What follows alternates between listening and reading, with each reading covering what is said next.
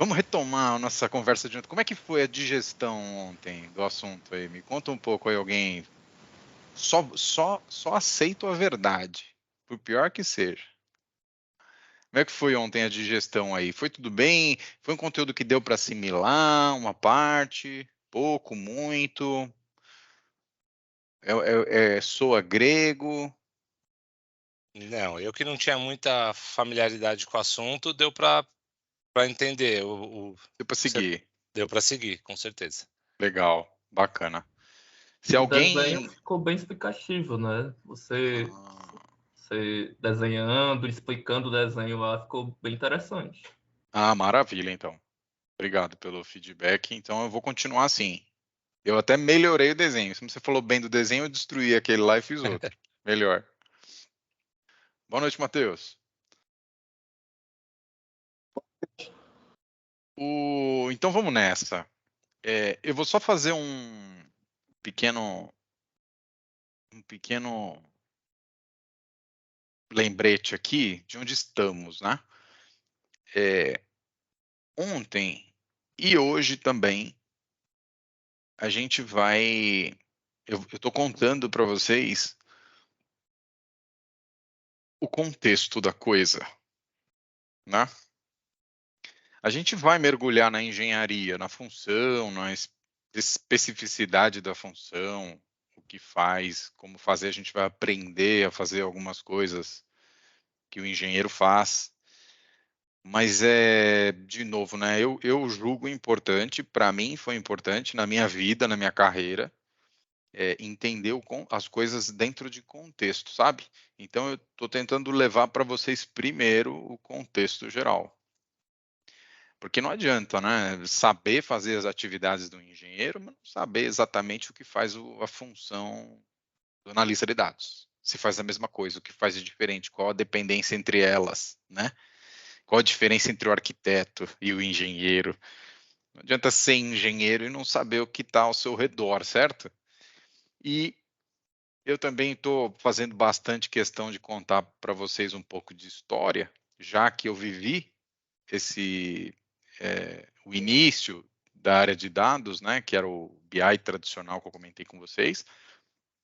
Então é importante trazer, porque tem muita coisa do passado que ajuda a entender o presente. Não sei se vocês vão concordar comigo, mas isso serve para tudo na vida, certo? E não é diferente para entender a engenharia, né? Então, por isso que eu estou viajando com vocês aí um pouco nesse conteúdo contextual, né? Amanhã, eu estou prevendo que amanhã a gente já vai entrar na função de engenharia. Hoje a gente liquida essa visão de contexto. No final do dia de hoje a gente troca uma ideia se tiver algum fio solto, alguma coisa para parar de tudo isso que a gente conversou, tira dúvida. No finalzinho a gente reserva um tempo para esse bate-papo que não deu ontem. Mas então hoje é a segunda bateria, segundo round contextual, tá bom? E aí eu vou voltar um pouquinho ontem em alguns pontos principais e vou reescrever um pouco da nossa história de ontem. Então vamos lá. Objetivamente, de novo, tá? Quem quiser me interromper, a hora que acharem necessário, por favor, é só... Eu não sei se eu vou enxergar levantando a mão, mas é só falar. O que é importante entender do contexto, né? Letra A, evolução da área de dados nas empresas. O engenheiro pertence a uma área de dados. Então, vamos entender o que é essa área de dados nas empresas e de onde vem, né? O B, a evolução do Business Intelligence. É importante entender o que raio é esse Business Intelligence, que a gente vê vaga, vê nome, vê gente falar.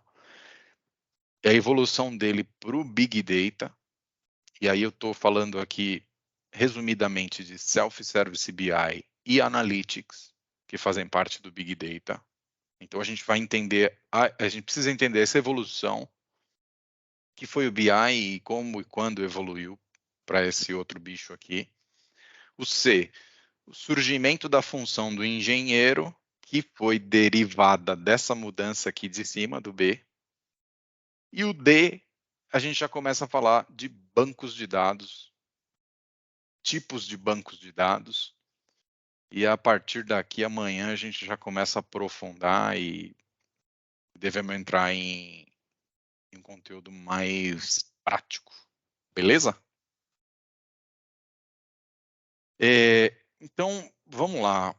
Recapitulando rapidamente, o que é o Business Intelligence? Para se trabalhar com dados dentro das empresas, a área que se criou lá há 30 anos atrás foi essa área chamada Business Intelligence, ou BI. Muita gente chama de BI. Hoje, muita gente chama também de BI tradicional, porque ele ficou pelo caminho.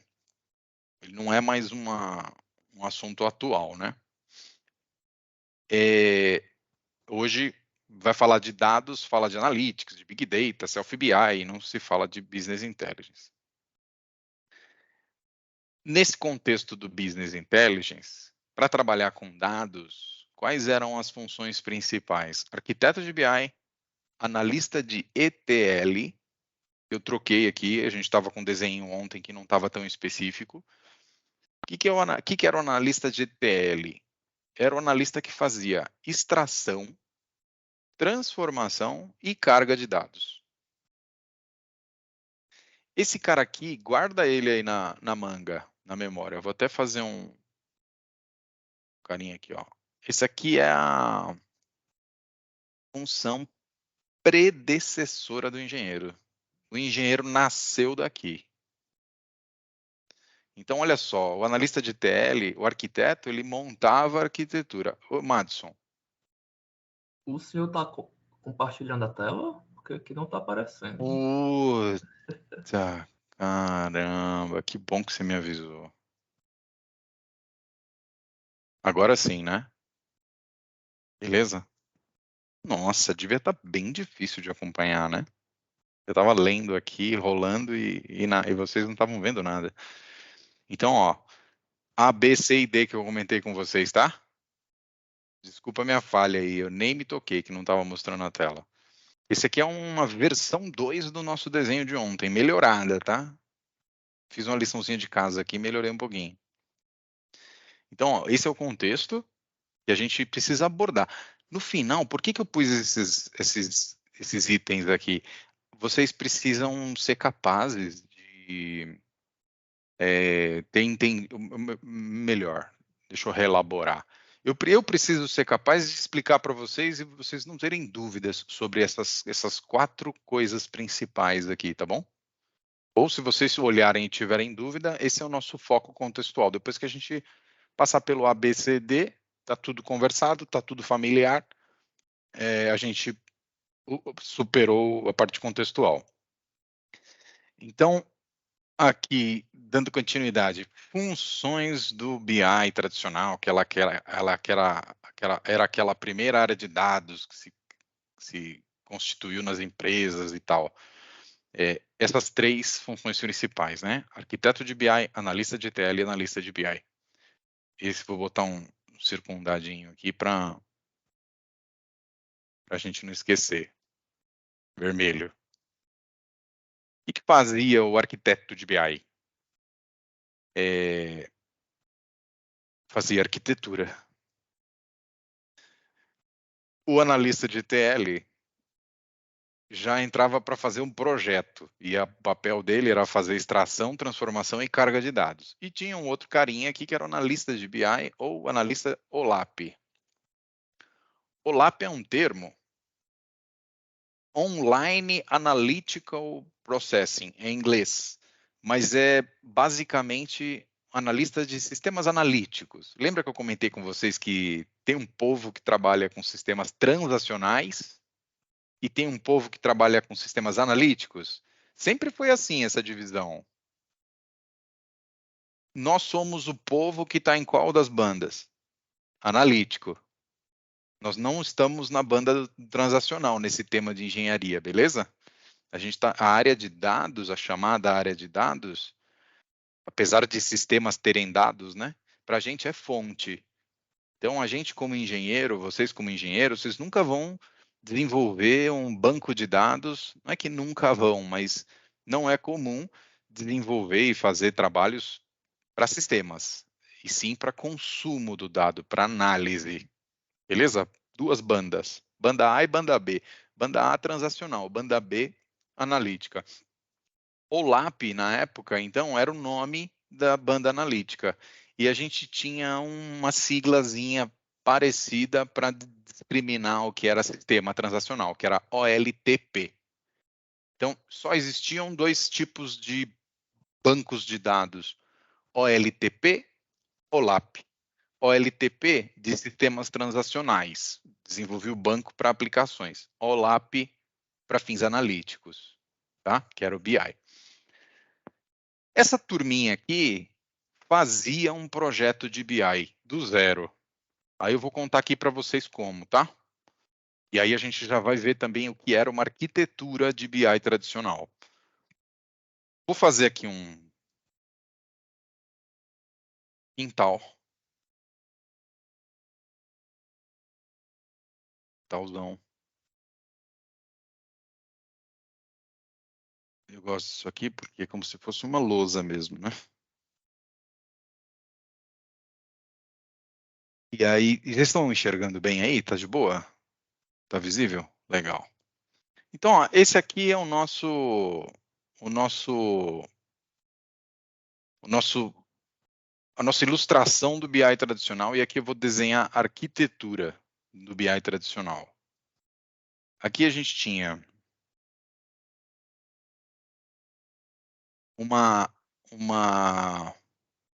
isso aqui é um desenho conceitual, tá? Conceitual.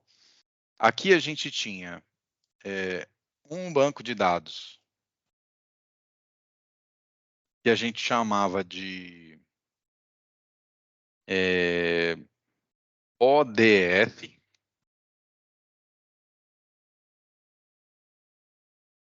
Depois a gente tinha uma outra segunda camada chamada de staging area, o staging. E depois da staging a gente tinha o DW, ou Data Warehouse.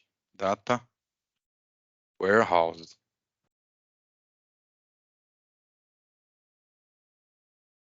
Isso aqui é como se fosse...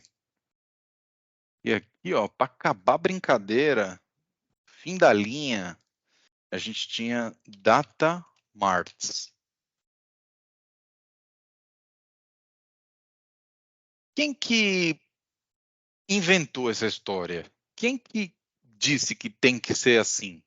O arquiteto.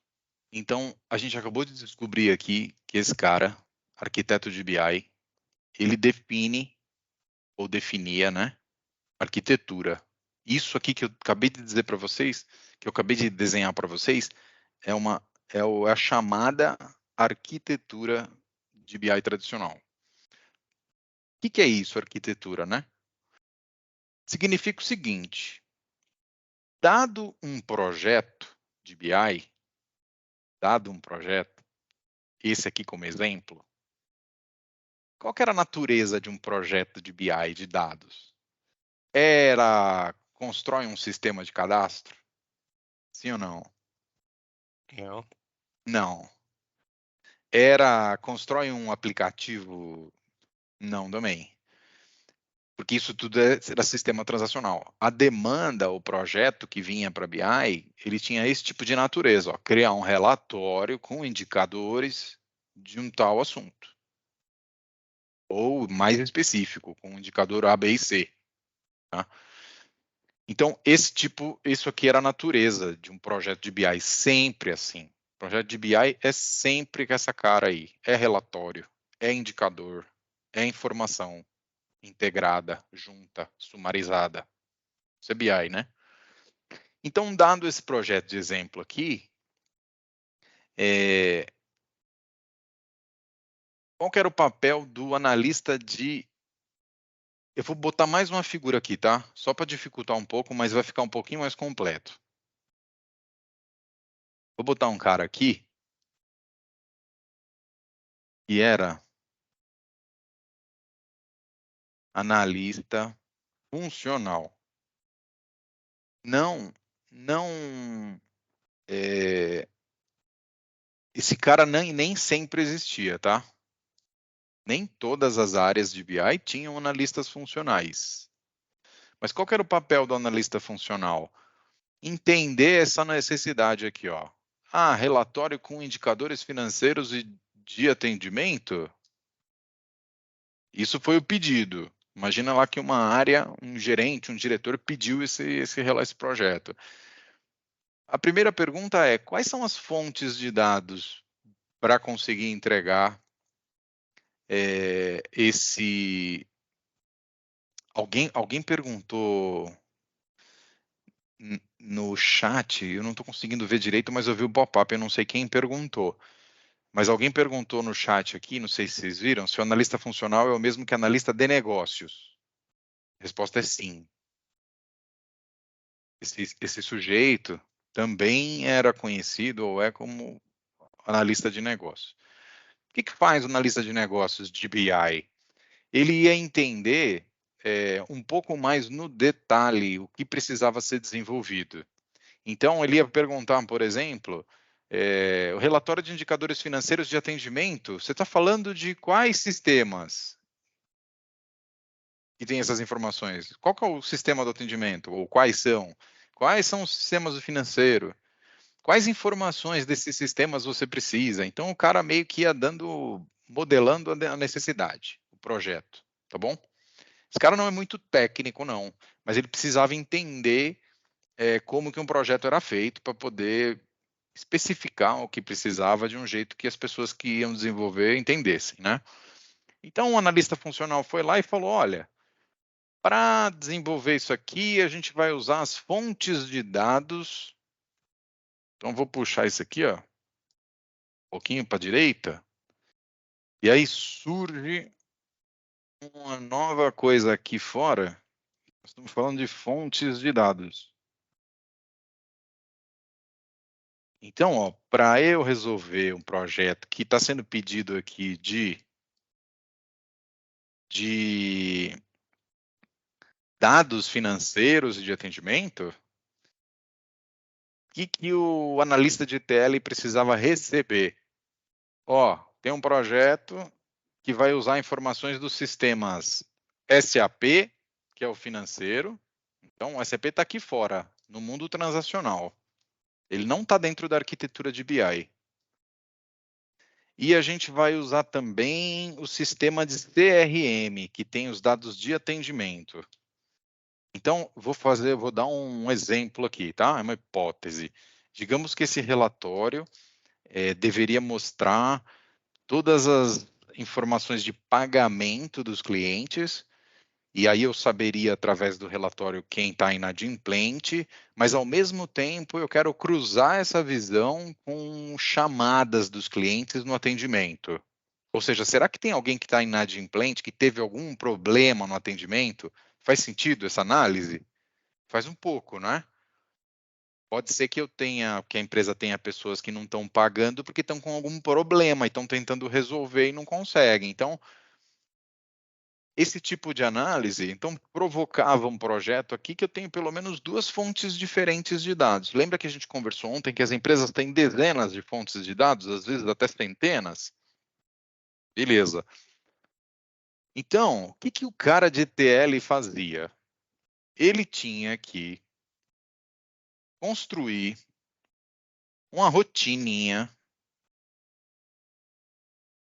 de ETL, ou seja, de extração, transformação e carga, era o apelido desse tipo de rotina.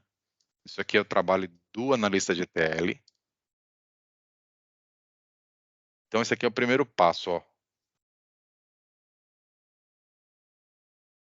ETL. Aqui. Não, melhor. Aqui, ó. Aqui.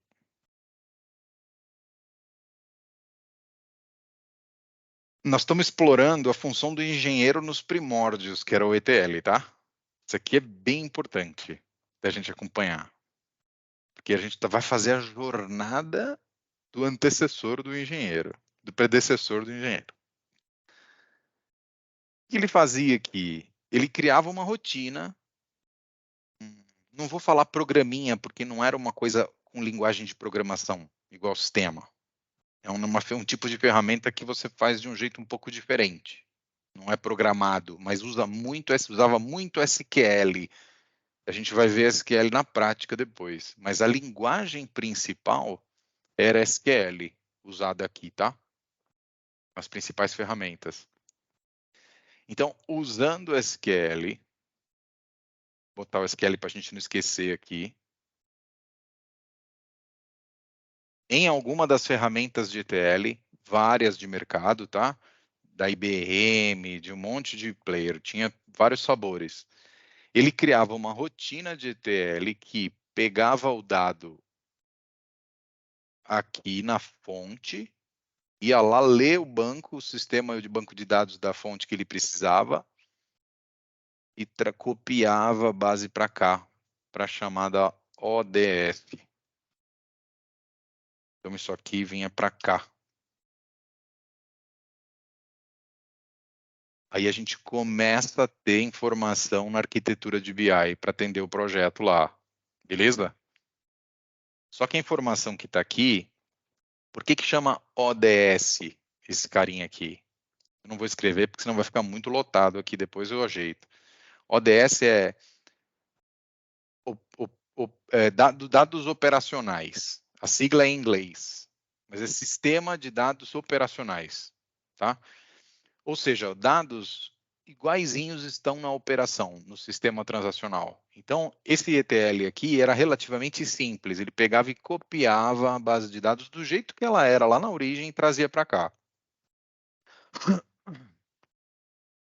Depois disso, ele construía um outro ETLzinho aqui e pegava essa base e trazia para outra camada chamada de staging area.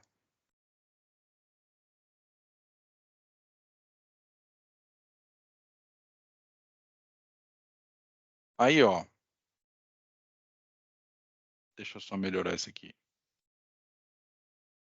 Ele fez um outro ETL para o CRM, igualzinho, tá? Deixa eu só copiar as bases aqui.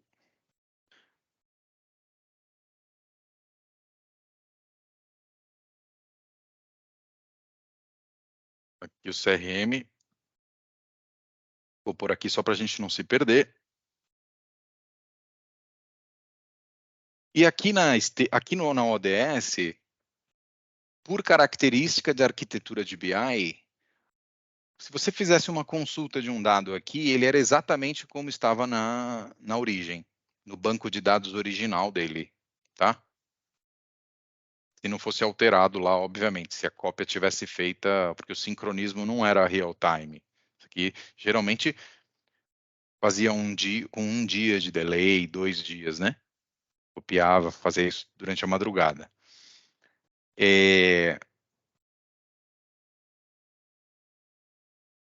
Tem só um detalhezinho aqui, ó. Nessa cópia, nesse ETL,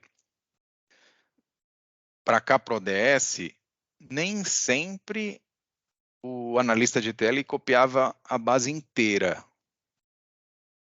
Ele, às vezes, montava uma rotina que a gente pode entender como rotina incremental de atualização. Sabe o que é uma rotina incremental? É aquela que eu já copiei uma vez inteira. Aí eu tenho uma base inteira aqui no BI e uma base inteira lá na origem. Na origem, estão usando o sistema e estão atualizando os dados. Aqui está ficando atrasado, certo? Está ficando defasado. Na segunda atualização, eu posso comparar ao invés de copiar inteira. Esse conceito é bem importante de guardar.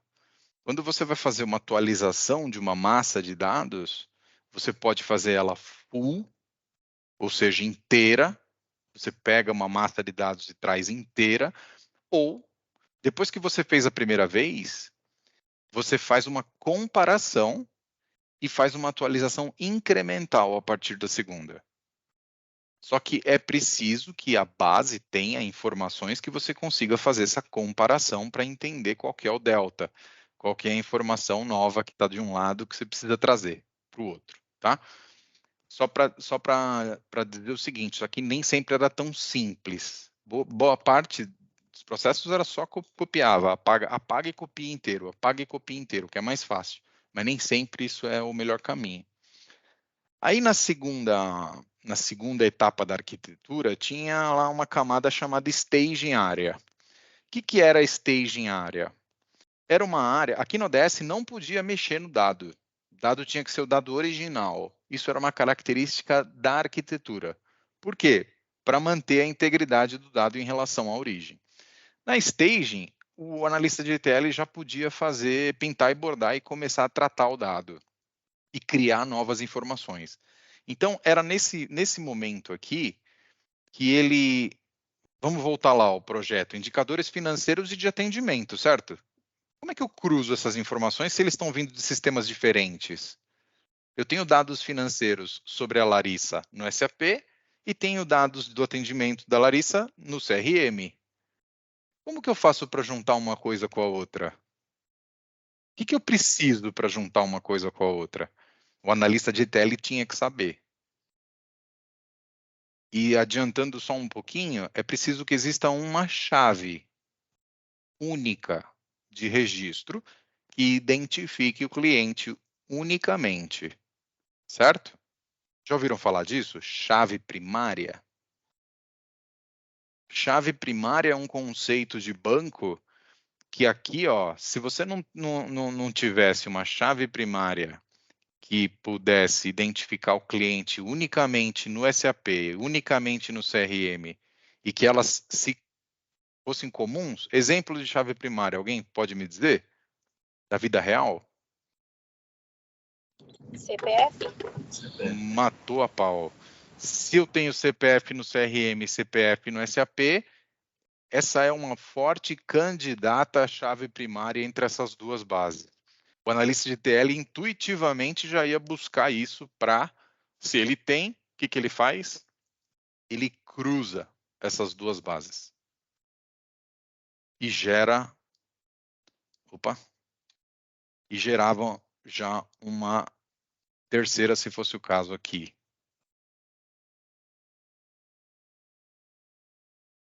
Eu dei um exemplo que não é necessariamente isso que aconteceria na staging, tá? Aqui. Mas a ideia é essa. Então, por exemplo, vamos falar de uma dimensão. Dimensão, eu não falei o conceito ainda, né? Mas vamos pensar no seguinte. Esses indicadores aqui, eles são indicadores que eu preciso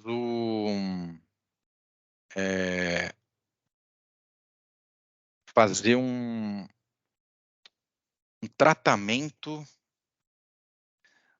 do dado cidade, endereço, especialmente cidade, campo cidade.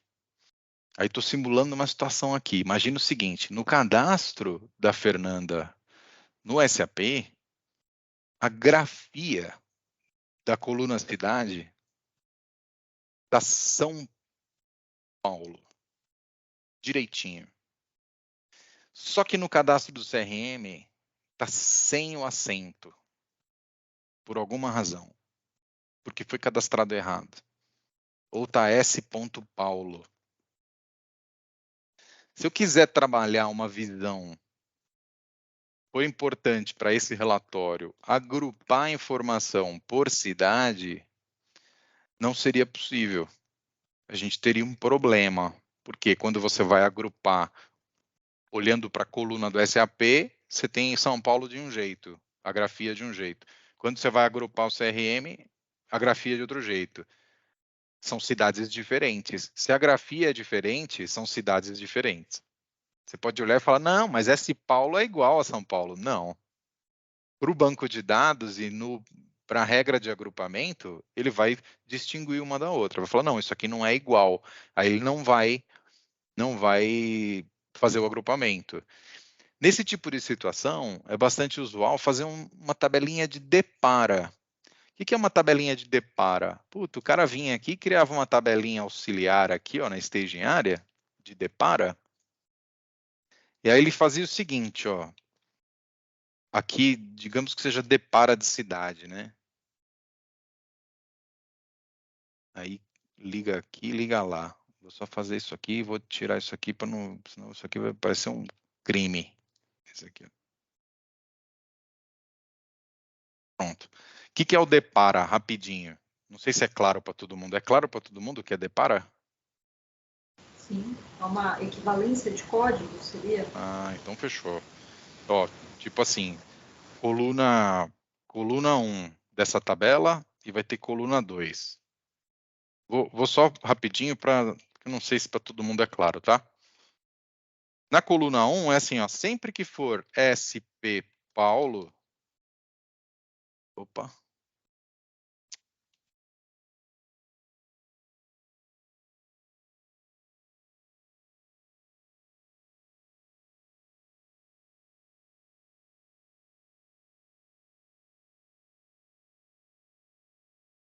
SP Paulo, São Paulo, São Paulo,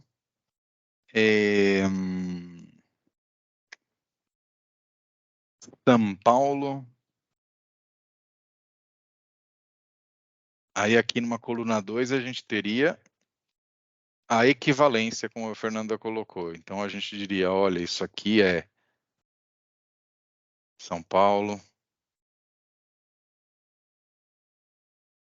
São Paulo e São Paulo. Então essa aqui seria, por exemplo, uma tabelinha de depara, só para dar um exemplo, onde a gente teria o seguinte, ó, pô, se lá no CRM eu cruzo com a coluna cidade e veio um valor desse aqui, eu uso o valor da coluna 2. Então eu gero uma terceira coluna usando a tabela de depara para poder normalizar, para poder padronizar uma informação. Beleza? Esse tipo de coisa ele também fazia na staging area. E seguindo para frente, isso aqui, estou dando um exemplinho com duas bases, mas é só para dizer, olha, ele usava aqui o ETL e aqui já fazia uma manipulação das bases de dados para então fazer uma terceira e última etapa. Terceira e última etapa. Que levava o dado daqui para cá. Opa. Aí. Daqui para cá. Eu vou usar uma basona maior aqui. Ah. E aqui, nesse lugar chamado Data Warehouse, a informação precisava estar pronta ou quase pronta para ser consumida pelo relatório.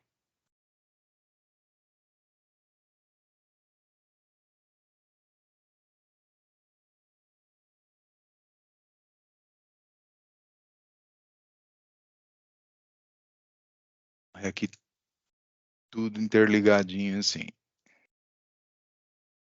Base grande. Umas basezinhas pequenas aqui.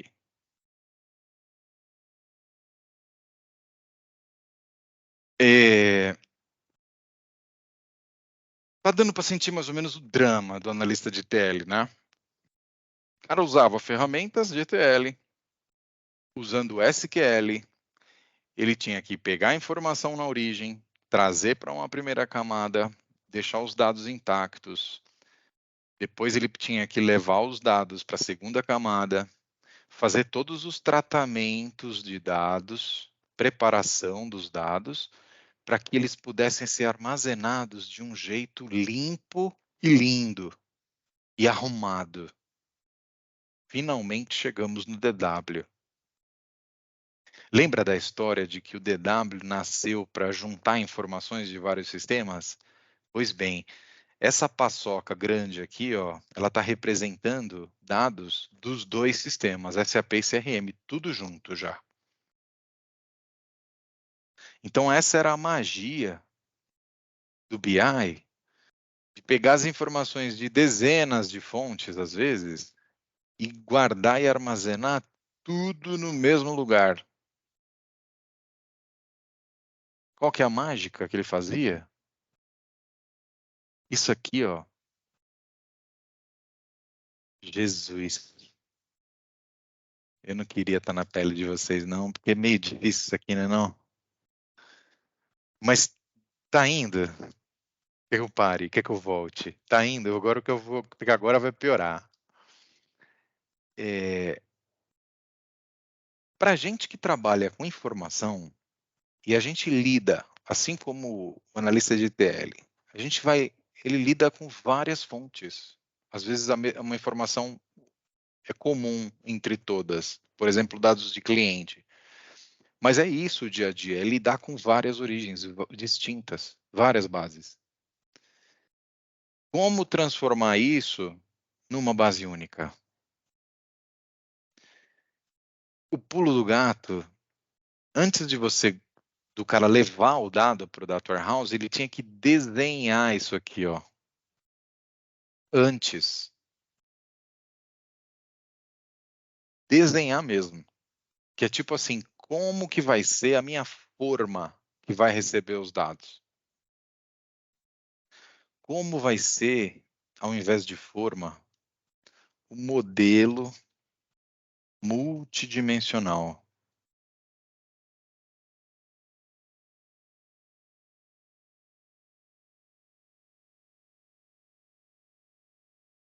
DW, no BI tradicional, para trabalhar com essas informações e juntar e integrar as informações, era preciso, o fim da linha era juntar tudo num único modelo. E essa disciplina, ou esse conhecimento, se chama modelagem de dados. Beleza? Não esqueçam isso nunca na vida. Se vocês quiserem ser engenheiros. Posso Sabe fazer? por quê? Claro. Deixa eu só concluir rapidinho. Já te passo a bola. Por que isso é muito importante? Eu queria chegar aqui. Porque esse é o calcanhar de Aquiles dos engenheiros de hoje.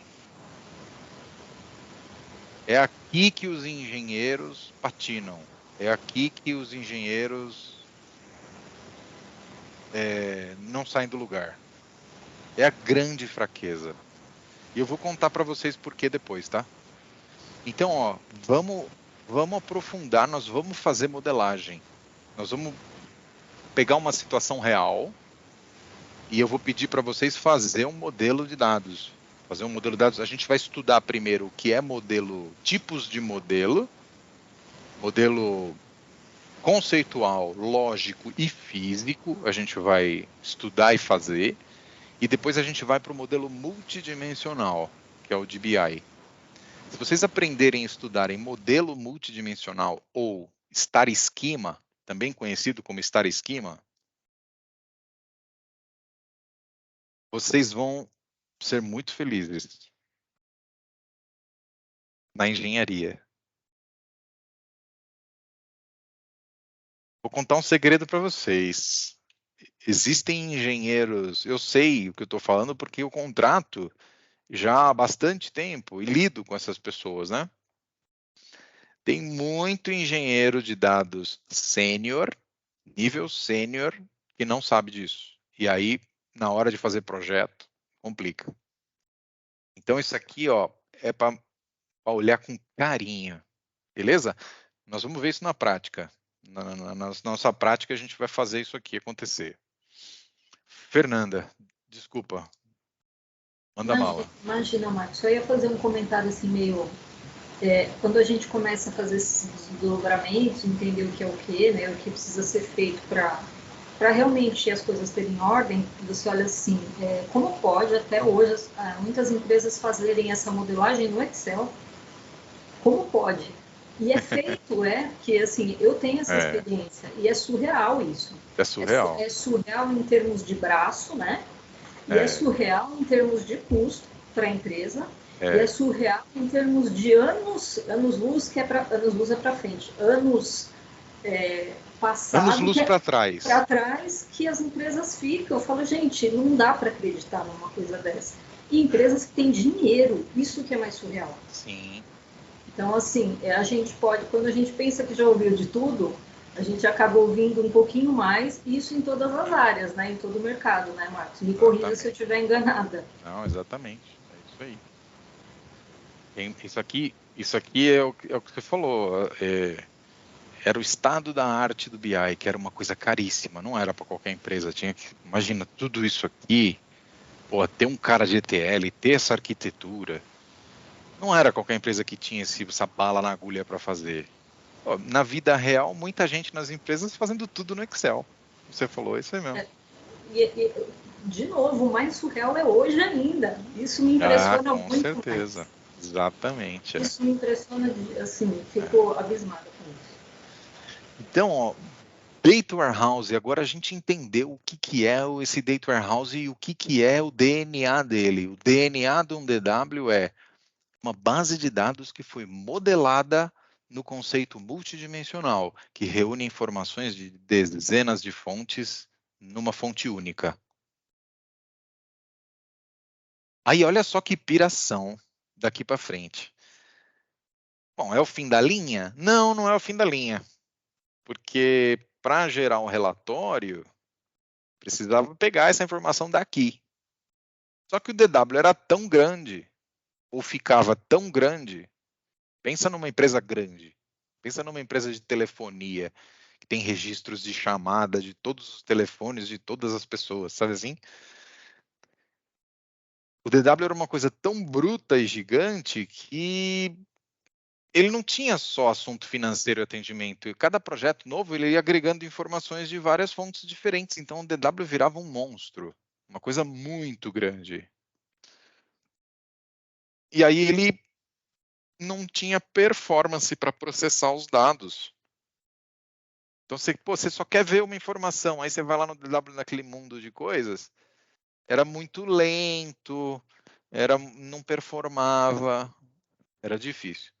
Aí vem o conceito do data mart, ou um conceito que era muito usado, que é o conceito de cubo. Não sei se vocês já ouviram falar nisso.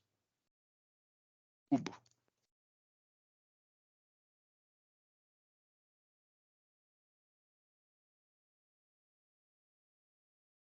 Que finalmente era a visão OLAP.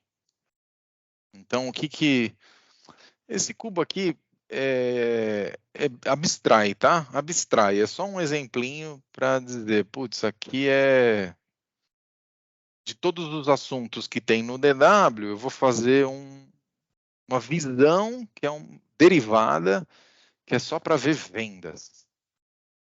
A outra é só para ver, sei lá, cancelamentos. Cubo de cancelamentos. Seria um particionamento, Marcos? É uma derivação, é um recorte de DW. São chamados data frames? Não, aqui era Não? data mart. Data frame vem onde aí, no caso? Putz, posso te falar que eu não estou familiarizado com data frame? É um recorte, seria um recorte de um geral, digamos.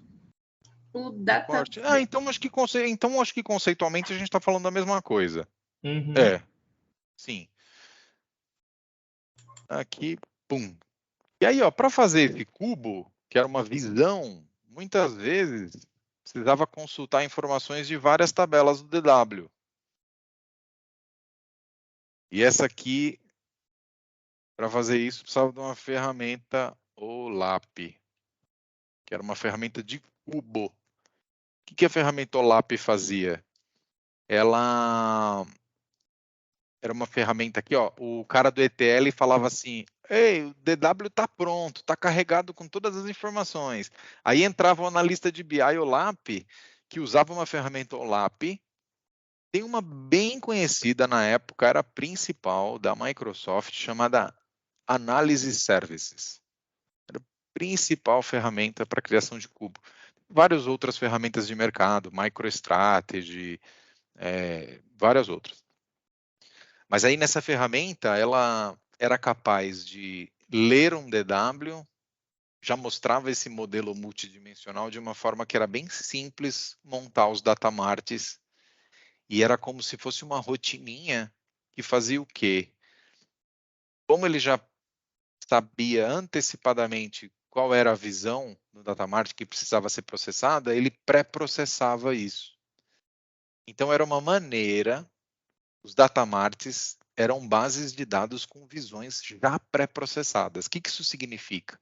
Na hora que um relatório fosse consumir essa informação do datamart, ela já estava pronta. O relatório não demorava. Ele já consumia um dado já agrupado, já sumarizado, soma feita, tudo feito. Que viagem. Ó, aqui, ó.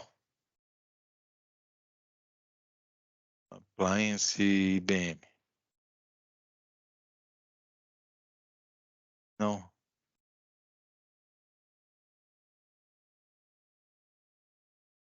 Ah, ó. Aqui não. Não, deixa eu já sei. Espera aí. Beauty Data.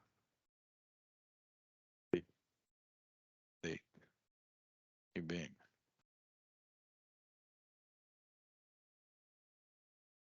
Aqui, ó. Peguei esse aqui, ó.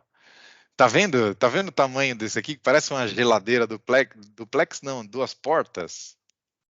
Ó. Aquela arquitetura que eu acabei de mostrar para vocês, muitas vezes precisava de um equipamento desse para rodar. Caro, bem caro. Por isso que, né? E aí, tendo um equipamento desse, aquela arquitetura era montada e os projetos eram feitos daquela maneira. Por que tinha isso aqui? É importante a gente passar por um outro detalhezinho bem legal.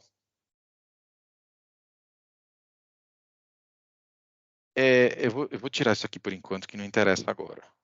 Mas, ó, vocês estão vendo que aqui, ó, o que eu chamei de fontes de dados está fora da arquitetura de BI, né?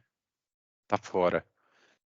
O que é isso aqui? É o ambiente transacional. Ou seja, é onde os sistemas estão funcionando.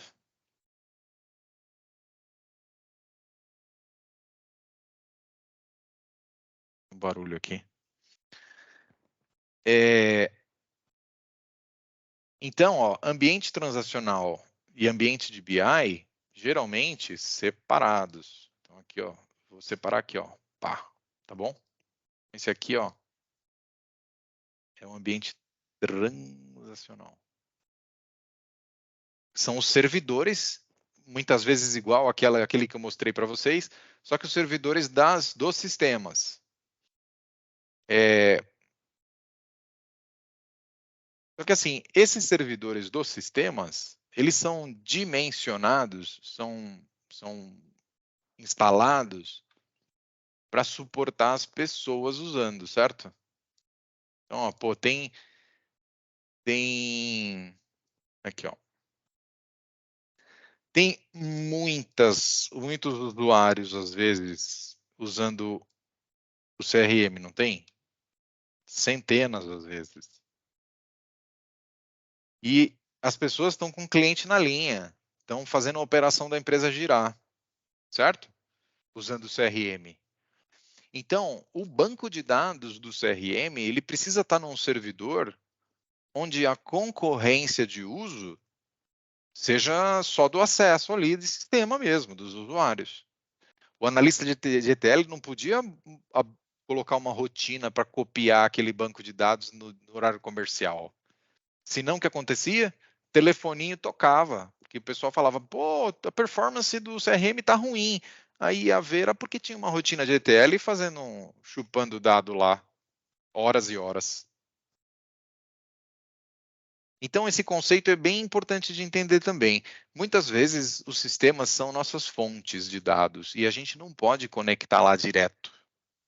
A gente precisa sempre ter atenção ao quanto um processo de cópia vai onerar aquele ambiente e pode prejudicar a operação da empresa. Beleza? Isso é uma sutileza aí que, por isso, que geralmente precisava de uma geladeira daquela só para o ambiente analítico. Mas, ó, vou contar um segredo para vocês. Tem empresa que fazia tudo na mesma geladeira. Tudo no mesmo servidor. E aí era um pega para capar. Porque aí era uma briga de faca. O usuário falava, sistema tá lento. O cara do BI falava, tô rodando a rotina, porque eu preciso entregar o relatório pro cara. Ah, mas não roda agora, roda de madrugada. Não, de madrugada não posso. A reunião é daqui a pouco. Então, assim, uma confusão. Tem de tudo, né? Mas a rigor, o correto, separar. O mundo analítico nunca pode onerar, prejudicar a performance do ambiente de sistemas que a operação depende. Estão pensando que acabou? Não acabou, não. Tem mais um cheirinho aqui, ó, para a gente acabar essa história do BI tradicional de uma vez. Como que o analista do BI entregava o relatório para a área que pediu, o relatório lá que ele quer? E, ó, o cara que pediu o relatório, ele falou, eu quero desse jeitinho aqui, ó, e rabiscou no papel. Fez um desenho no papel. Não adianta entregar um cubo para ele acessar, ele quer um relatóriozinho, do jeito que ele quer para levar na reunião, para mandar no e-mail. Então tinha um outro passo aqui,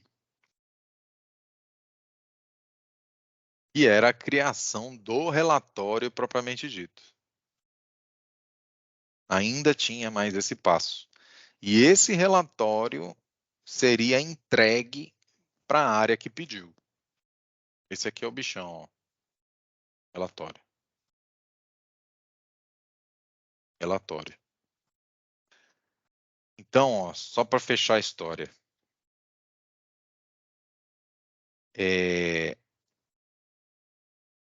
Esse relatório era o pãozinho depois, saindo do forno. O que era entregue era esse relatório verde aqui.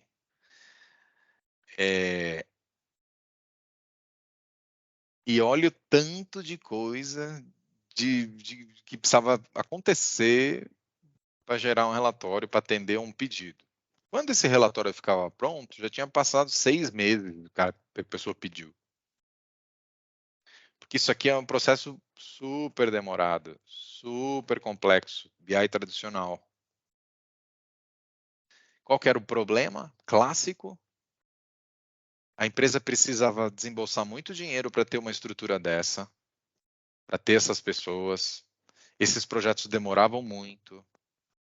Esses relatórios, quando ficavam prontos, já tinha perdido o timing. A área já não interessava. E isso aqui, põe um hashtag aí para vocês. Isso aqui era a era pré-self-service BI,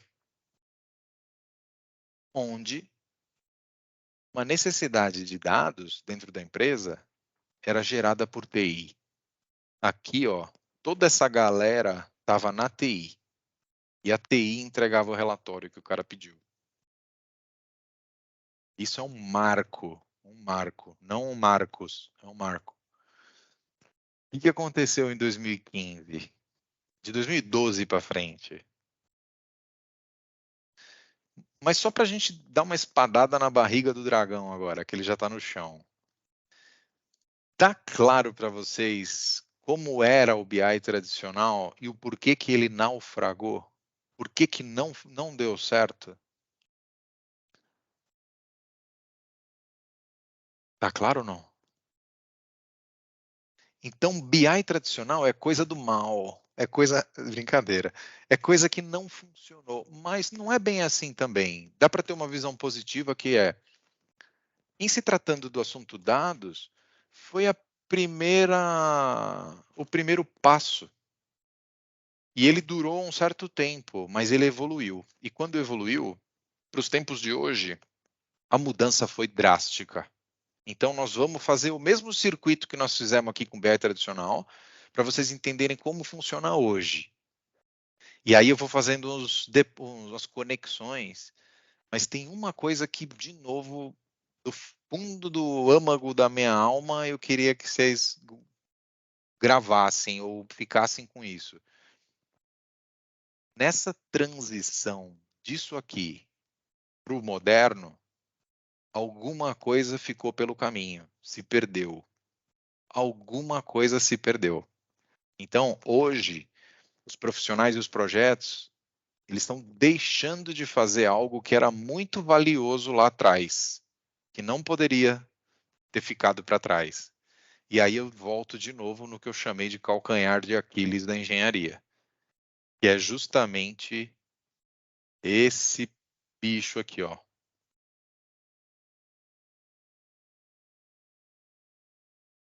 Modelagem multidimensional.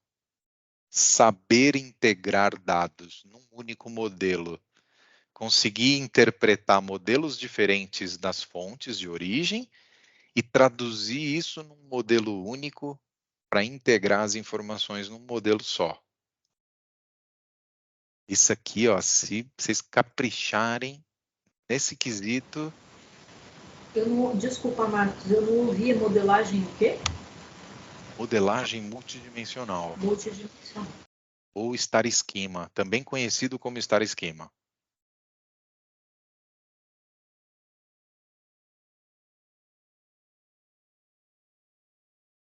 Vou dar uma pausa. Ah, Mirelle. Mirelle levantou a mão, desculpa. Mirelle, pode falar. Você está no mudo, eu acho.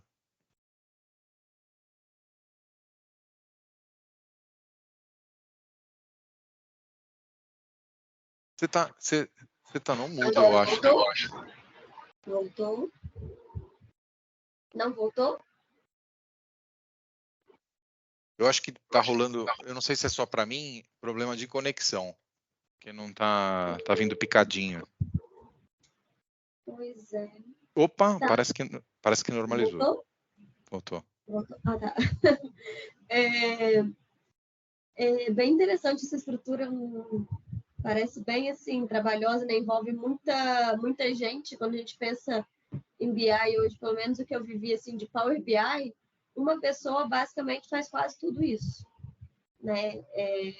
Talvez uma pessoa não mexa na fonte dos dados, mas da fonte de dados para frente, quase que uma pessoa sozinha faz, dentro das ferramentas que a gente tem hoje em dia, quase que faz, né, essa parte.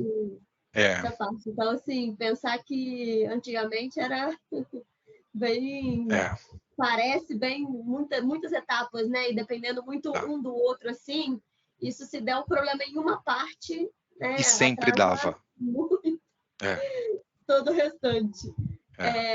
Mas a minha pergunta era ali que dentre, né, diríamos assim, né, os profissionais daquela época, tinha ali o analista, então, de ETL, o analista de BI, né? E tinha um analista funcional. Qual era a função do analista funcional nessa história aí, diríamos, né, nesse contexto do Power BI tradicional? O analista funcional, ele era, pensa numa grande empresa, tá? Aí a área financeira quer pedir um relatório para a área de BI.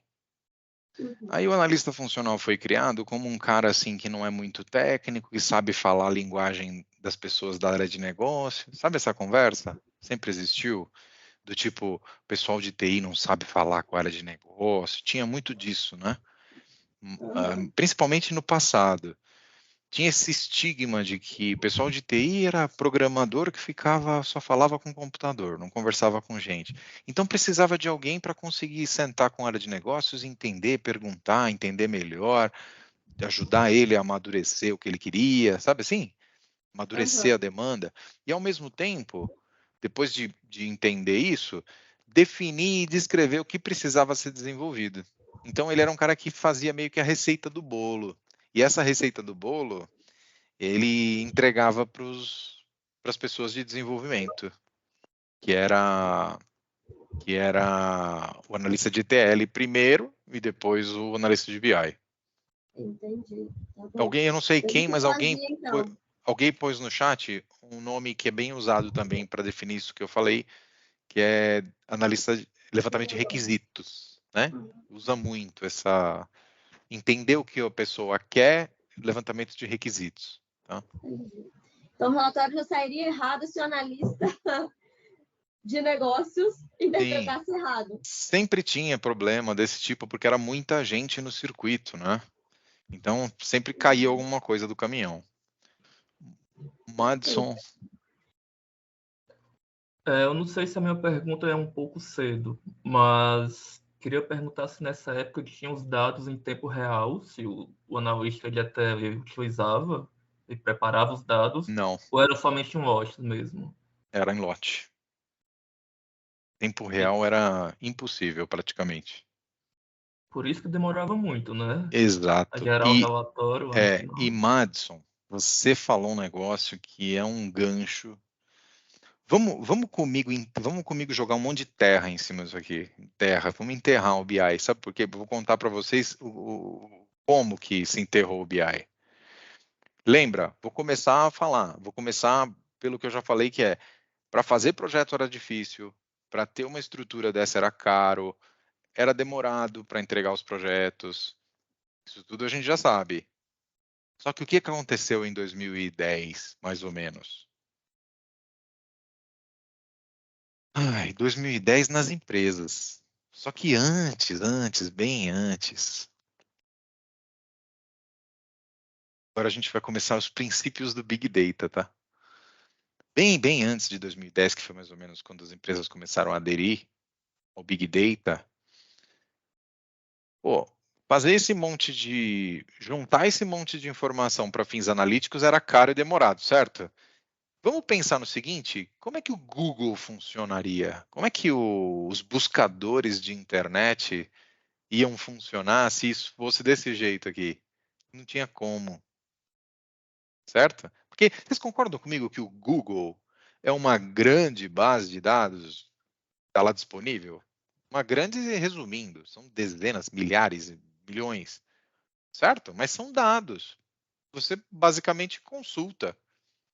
O do Google não é transacional, vocês concordam?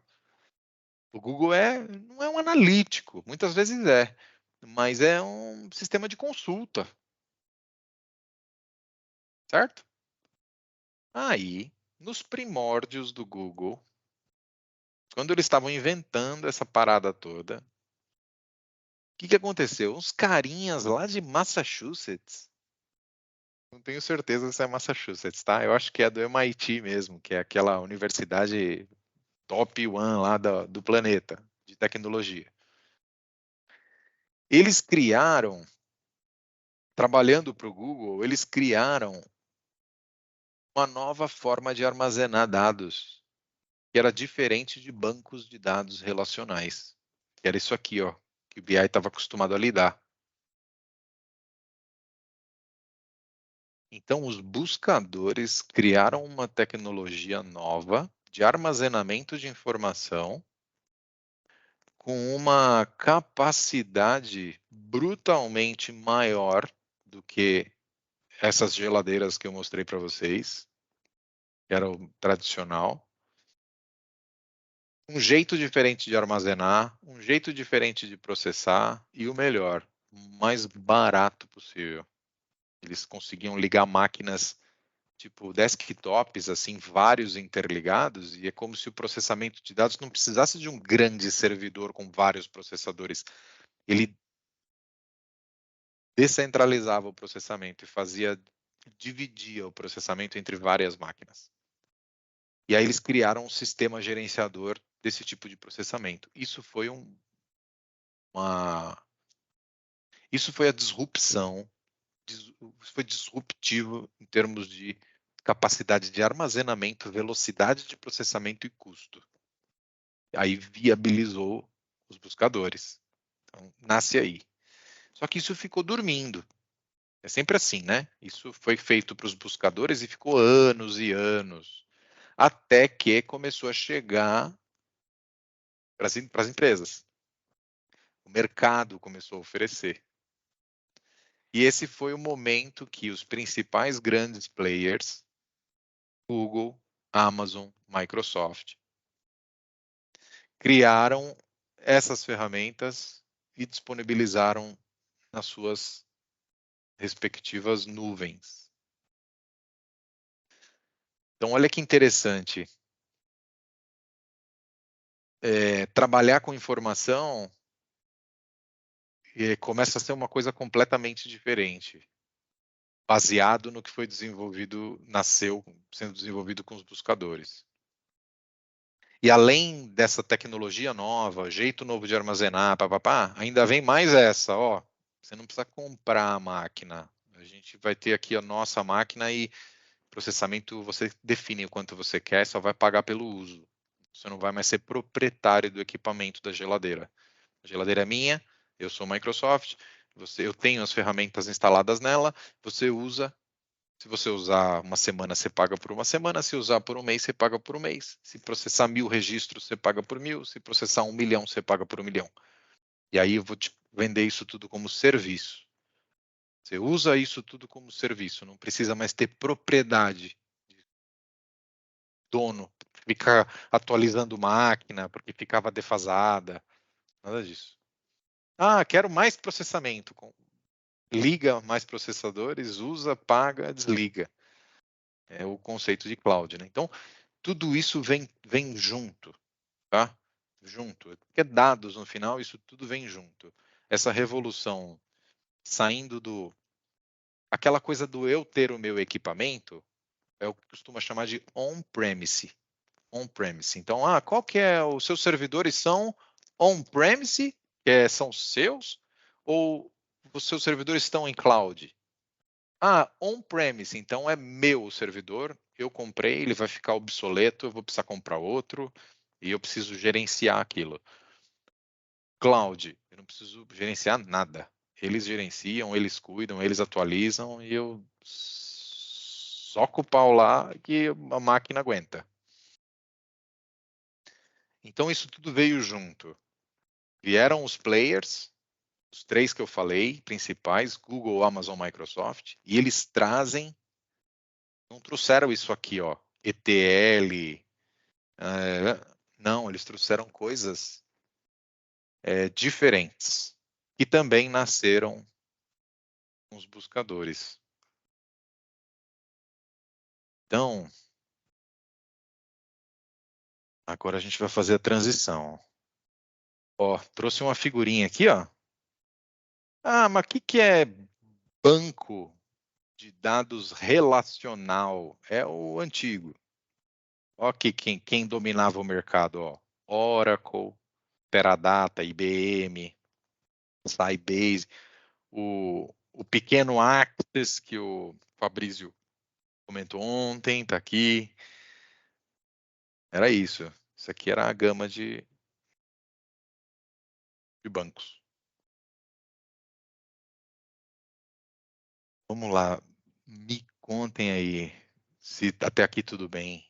Eu sei que foi uma enxurrada de coisa, mas assim, é só para ter um panorama também, né? Panorama. Isso aqui não existe mais. Você está com a mão levantada, Madison? É a antiga ou é nova essa mão aí? É antiga, né? Então, ó, isso aqui em 2015 mudou. E a gente vai ter que virar uma página aqui, tá? Vou até tirar isso aqui porque vai piorar agora. Então, ó, pegando o gancho, vocês estão prontos aí? Podemos emendar? Aguentam mais um pouco ou não? Vai. Aguenta? Tá no ritmo aqui. Então, vamos embora. Deixa eu tirar isso aqui porque eu parei no ponto que a gente ia enfiar a espada na barriga do dragão. Definitivamente. Além disso aqui ser caro e dos buscadores tipo Google desenvolverem tecnologias novas, isso aqui tinha limitações. Por quê? Essa história do modelo multidimensional e o ETL, ele precisava ler um banco de dados relacional. A fonte precisava ser um banco de dados relacional. Na pior hipótese, um arquivo. Tipo, eu posso ler um arquivo texto, posso ler um arquivo CSV, .csv, mas tinha que ser um banco relacional. E geralmente isso aqui, ODS Stage, eu precisava reconstruir esses bancos aqui dentro. Por isso que era tenso. Reconstruir banco, tabela a tabela. Para que a tabela 1 do SAP fosse para a tabela 1 do SAP na ODS. Então, às vezes tinha descompasso, o sistema fazia uma manutenção no sistema e o sistema ganhava novas tabelas. Aí, quando eu ia olhar o BI na ODS, essas tabelas não existiam lá. Aí tinha essa falta de sincronia e tal. E era um baita trabalho fazer esse tipo de atualização, porque você tinha que mexer no banco de dados, que era uma coisa muito trabalhosa. E o banco tinha que estar perfeito, senão o dado não era armazenado, dava erro. A informação se perdia no processo. É muito disso. Vamos falar de banco de dados relacional, um pouco, que era a limitação. Era a única maneira que se desenvolvia banco de dados nessa época. Então, todo sistema tinha um banco de dados relacional por trás. O que era um banco de dados relacional? Um banco de dados tipo Oracle, IBM, onde se criava o banco. Então, eu chamei meu banco. Aí ele abria um espaço. Aí nesse banco eu tinha que criar todas as tabelas que eu queria. Para cada tabela que eu queria, eu precisava criar todas as colunas, tudo direitinho, definir o tipo de dado que a coluna ia receber. Então, na tabela cliente, coluna nome, o tipo de dado é texto, e ele precisa ter um comprimento de 500 caracteres. E assim vai, campo a campo, definindo, como se estivesse criando uma grande forma para receber a informação. Isso era muito trabalhoso.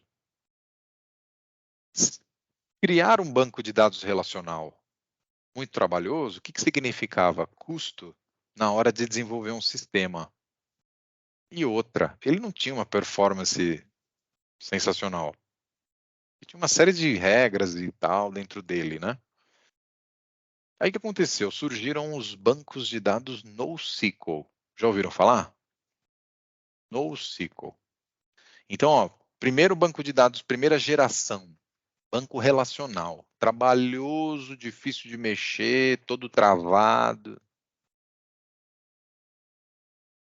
Eu apaguei a figura. Banco NoSQL é uma outra geração que surge lá na banda transacional, que significava o quê? É uma outra estrutura. Então, não armazena mais informação em tabela, por linha e coluna. São várias informações de várias colunas numa única coluna, por exemplo, numa linha. Então, é um outro paradigma. Um bom exemplo, um banco que foi muito usado e ainda é, chama MongoDB. Não sei se vocês já ouviram falar. MongoDB. MongoDB é um exemplo de banco NoSQL que é diferente, que nasceu muito para ganhar produtividade no desenvolvimento dos sistemas e aplicações. Um banco NoSQL era mais rápido. Ele precisava de menos regras e controles, né? Então, esse tipo de banco começou a surgir. Tinha sistemas, quando a gente ia fazer algum relatório, às vezes aparecia um sistema que tinha como base MongoDB. Só que MongoDB não é tradicional relacional. Então, esse BI tradicional não estava preparado para ler esse tipo de coisa. Para fazer ETL com isso, sem chance. Então, começa por aí. O BI tradicional, com essas tecnologias, elas começam a ter limitações. Aí outra, eu não consigo fazer nada em tempo real, porque onera a origem para fazer a carga. A carga é demorada, o ETL. E outra coisa, depois do MongoDB, veio uma geração que é a mais atual. Armazenamento de informações em forma de arquivo. Não é mais banco de dados. Chama de storage. O dado tem sistema que guarda a informação em arquivo. Gera arquivo. Você vai vai pegar a informação do sistema, vem uma coisa parecida com um arquivo. Ou então você vai lidar com informações não de sistema exatamente, mas vão ser informações em formatos não triviais, que eu comentei com vocês. Formato de som, formato de vídeo, imagem. Então, e principalmente bancos de dados de apps. Apps vêm no paralelo. Então, os apps meio que revolucionaram essas fontes diferentes.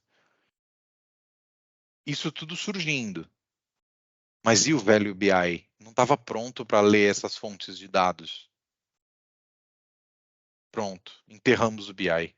Ele não pode lidar com grandes volumes, não pode lidar com dados em formatos diferentes, não triviais. Não dá para fazer real time. Enterramos o BI. Beleza? Agora que enterramos o BI, Fabrício. Só uma dúvida. Essa é a informação que você me passou, que alguns aplicativos, né, salvam os dados por arquivos. Nasceu, será da necessidade por causa da atualização diária desses dados ou não? Ou foi justamente para simplificar esse processo? Simplificar, Fabrício. Simplificar, né? Para fazer com que o processo de desenvolvimento de sistemas fosse mais rápido, de aplicativos também. Sem atrapalhar a performance dele, né? Salvando exatamente. em full time e já salvando em arquivo. Exatamente. Obrigado.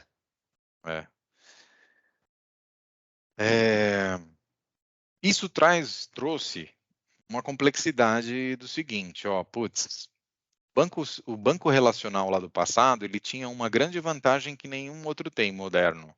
Ele era tão engessado, que ele garantia várias coisas, como integridade das informações entre as tabelas, você não tinha uma informação, por exemplo, de data de nascimento com um registro escrito um texto lá no meio, sabe assim? Então, o SGBD era tão rígido que ele controlava muito. Então, a qualidade da informação daquele banco geralmente era confiável. O que hoje em dia a gente tem? Formatos e fontes completamente mais flexíveis, só que o que acontece? Às vezes a gente encontra cobras e lagartos lá, porque não existe um banco de dados por trás da aplicação que consistiu a informação do jeito que precisava. Então, esse tipo de consistência, de regra, de validação, muitas vezes hoje a gente encontra como problema, porque foi negligenciado na hora de desenvolver o sistema ou aplicativo e só se descobre depois que a gente vai fazer acesso à fonte. Então, a gente trabalhando como engenheiro, a gente vai descobrir isso muitas vezes.